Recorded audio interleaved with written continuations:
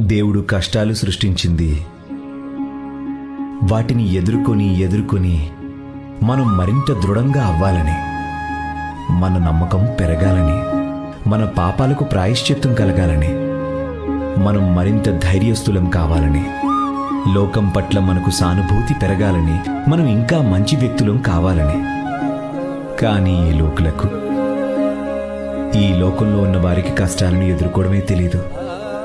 అలాగే ఈ కష్టాల నుండి తప్పించుకునేందుకు, వారిని ఈ కష్టాల నుండి తప్పిస్తామని ఎవరైనా వచ్చి ఆశ పెడితే గుడ్డిగా ఎటువంటి వ్యక్తులనైనా నమ్మడానికి సిద్ధపడతారు. ఇదే వ్యత్యాసం శ్రద్ధ, మూఢనమ్మకాలకు. శ్రద్ధ మన మీద మనకున్న నమ్మకాన్ని పెంచుకోవడం నేర్పిస్తుంది. మన జీవితంలో సంఘటనలను నమ్మడం నేర్పుతుంది.